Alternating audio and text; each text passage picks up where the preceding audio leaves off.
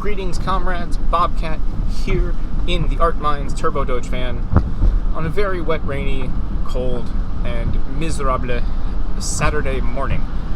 And I'm running errands because I have the day off. I got a good night's sleep. Oh my god, no! Got a good night's sleep.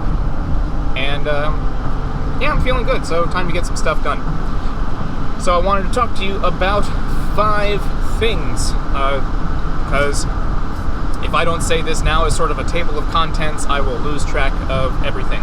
So first, job stuff, then art stuff, then renovation stuff, then motorcycle stuff, then gun stuff. Sounds like a pretty good stuff. So let's start with job stuff. Been about a month at the hospital that I've been providing support for, and man, sometimes it's like I'm working in a Silent Hill video game. To be fair, I've never actually played Silent Hill. I just know one of the artists on Twitter, and I've seen a lot of artwork from and about the game, but that's kind of where I work. But I'm learning a whole lot about power generation from our turbine and diesel tractor emergency generators. I'm learning about large commercial chilled water heating and air conditioning systems, and there's like 49 or 50 HVAC systems. Most of them in fact, are big enough, I'd say about half of them, are big enough for me to climb into, much like this van.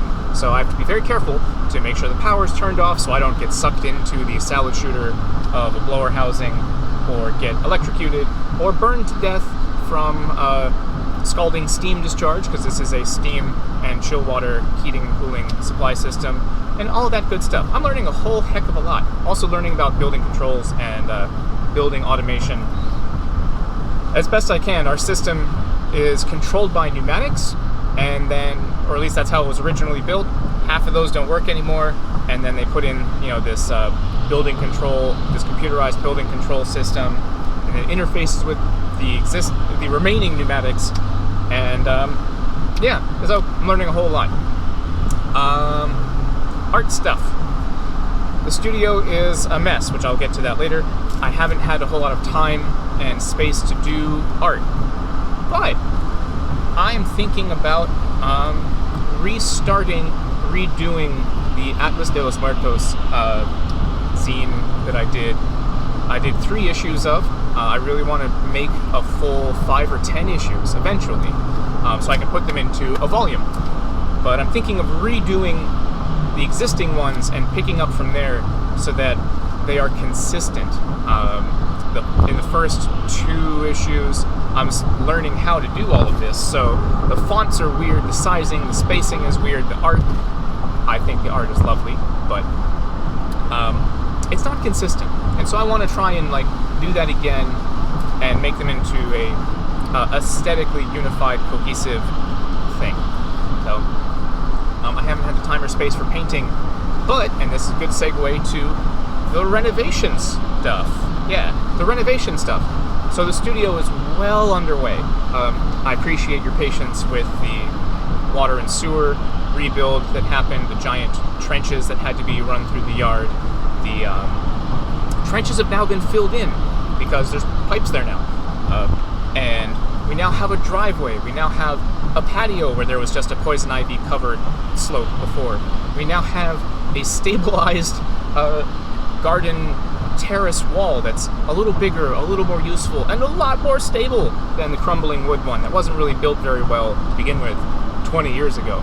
So the yard has been completely destroyed, and now we're in the process of rebuilding it. So that's going to take a lot of time. I'm trying to treat every decision I make intentionally. I'm trying to not react to the existing circumstances of the ground and terrain, but shape the terrain in an intentional way so that I can make the best use of it, the most environmentally friendly and the most environmentally conservative use of it.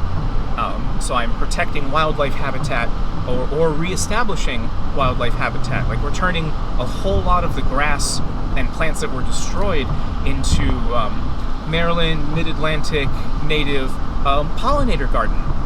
So we're gonna have flowers of all different colors, not year-round, but most of the year, and they'll be native to this area, so they'll be used to our wacky weather.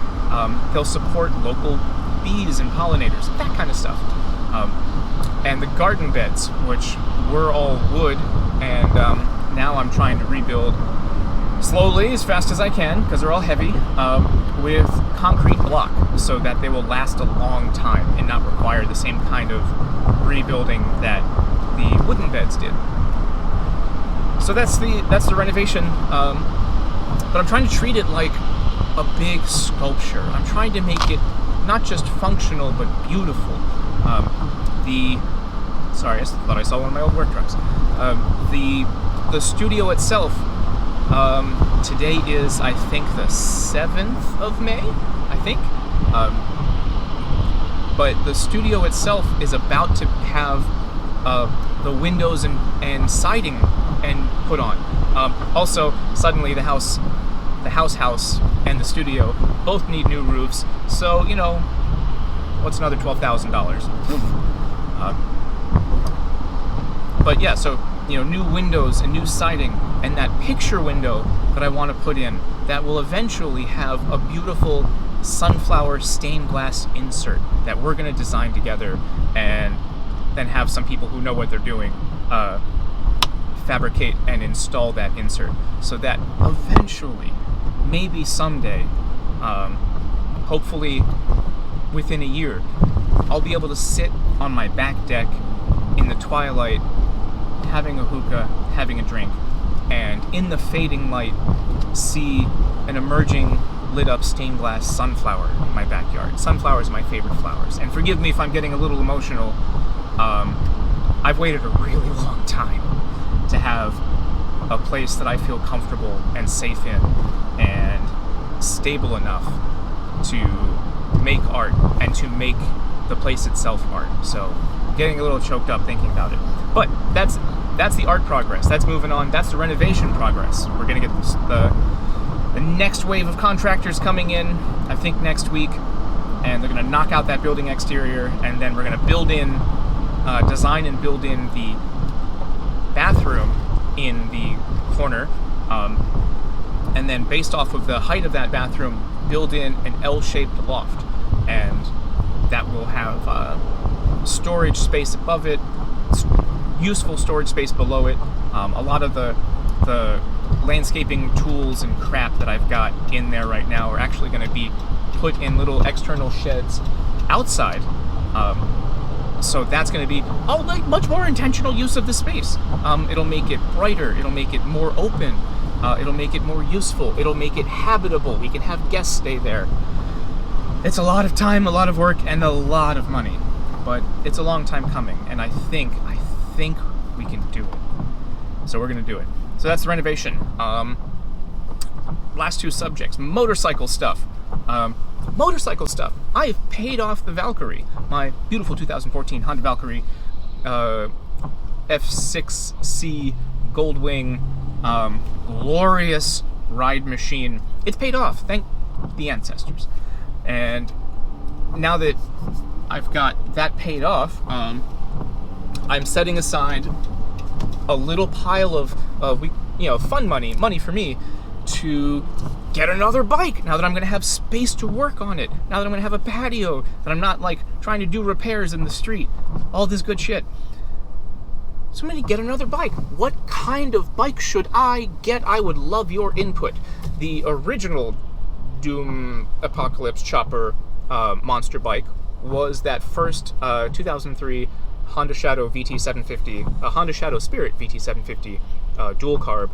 I'd bought the the velocity stacks and the carb upgrade kit and the custom exhaust pipes from TJ Brutal Customs. They're great. TJ Brutal Customs is a great shop. I highly recommend them. And if you're interested in working on your Honda, check out TJ Brutal Customs. TJ's a good dude. I mean, I don't know him personally, but my experience with him and whatnot, with the shop that he runs, been great. I'm obviously not paid or sponsored by them, but I want to show good business, new business. So I have these parts for my Honda Shadow Spirit. I could get another one and rebuild that and start that Doom project over again on that. But what about something else? What about say Honda VTX 1800 or 1500, something like that? Or what about a Yamaha? Or what about a sport bike that I could Doom chopper up? Or something I could turn into a dual sport kind of quasi-adventure bratish bike? I don't know. I have lots of options. Down the road, I do eventually want to get the Ural Gear Up sidecar two-wheel drive motorcycle. That's a whole separate expensive can of worms. But this modified project art and Doom bike, I have options. I would love to hear your suggestions and inputs. And finally, gun stuff. Due to my neglect, I haven't been to the range in a while.